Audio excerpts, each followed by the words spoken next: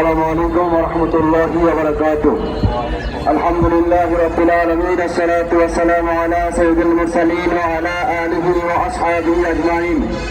ইসলামী আন্দোলন বাংলাদেশ ঢাকা মহানগর উত্তর দক্ষিণের আয়োজনে 5 দফা দাবি আদায়ের লক্ষ্যে যুবপথ আন্দোলনের অংশ হিসাবে আজকের এই বিক্ষোভ মিছিল পূর্বক সমাবেশের শ্রদ্ধাভাজন সভাপতি, উপস্থিত কেন্দ্রীয় দায়িত্বশীলগণ, সর্বস্তরের ভাই ও বন্ধুগণ, আমাদের দাবির ভিতরে অন্যতম দাবি রয়েছে জুলাই সনদের আইনি ভিত্তি প্রদান এবং জুলাই সনদের আইনি ভিত্তির মাধ্যমে আগামী জাতীয় নির্বাচন, সাথে সাথে গণহত্যা দৃশ্যমান বিচার, আওয়ামী লীগ ফ্যাসিস্টের সহযোগী এবং ভারতের দাবেদার সরকার 14 দলের জোট সরকারের অংশগ্রহণ করে তাদেরকে এবং জাতীয় পার্টিকে রাজনীতির ময়দান থেকে নিষিদ্ধ করতে হবে, এমন অনেক দাবি নিয়ে আমরা রাজপথে নেমেছি।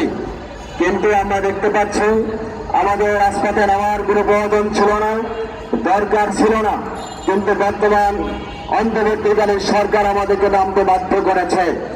আমরা অন্তর্বর্তী সরকারের কাছে লিখিতভাবে ঐক্যমত্য কমিশনে গিয়ে ঘন্টার পর ঘন্টা, দিনের পরে দিন অতিবাহিত করে আমরা আমাদের সুনির্দিষ্ট প্রস্তাবনা দিয়েছিলাম, কিন্তু অন্তর্বর্তী সরকার সেই প্রস্তাবনাগুলোকে যথাযথ আমলে নেয়নি। তারা বিশেষ একটি দল, বিশেষ একটি সংগঠন, বিশেষ একটি ব্যক্তির সাথে বৈঠক করার পর থেকেই তাদের মোটিভ চেঞ্জ হয়ে যায়। অথচ অন্তর্বর্তীকালীন সরকার বাংলাদেশের মানুষের রক্ত আর জীবনের বিনিময়ে তারা ক্ষমতা গ্রহণ করেছিল। তারা বিপ্লবী সরকার ছিল, তাদেরকে আমরা বিপ্লবী সরকার বলতাম।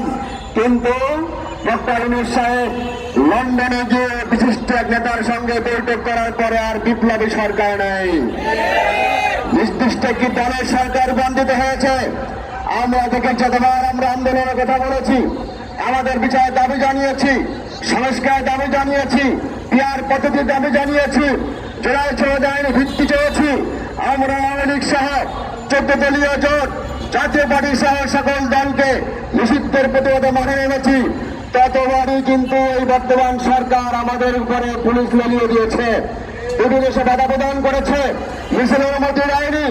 অতএব আমরা স্পষ্ট বলতে চাই, বিপ্লবী সরকার আপনারা বিপ্লব যদি বুঝতে ভুল করেন তাহলে কিন্তু আবার 5 আগস্ট সামনে আসে, কিন্তু জনগণকে ব্যবস্থায় জানতে না হয় এমন ব্যবস্থা গ্রহণ করুন। কাদের ইশারায়, কাদের কথায়, কোন নেতার কথায়, কোন দলের কথায় হঠাৎ করে নির্বাচনের তারিখ ঘোষণা করে দিলেন?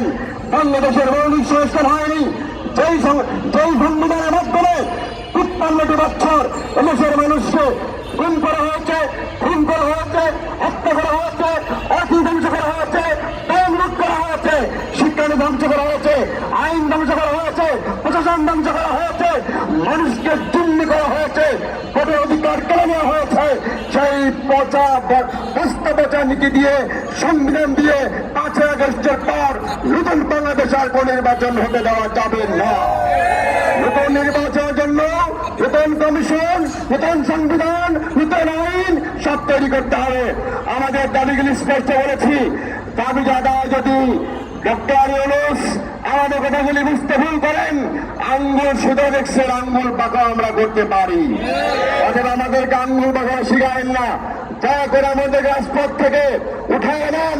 রাজপথে আর সংগ্রাম করতে হবে না, আমার আশ্বাস প্রদান করুন। আগামী জাতীয় নির্বাচন পিয়ার সিস্টেমের মাধ্যমে দিতে হবে। এখন ব্যক্ত করে আমি আমার বক্তব্য শেষ করছি। আমার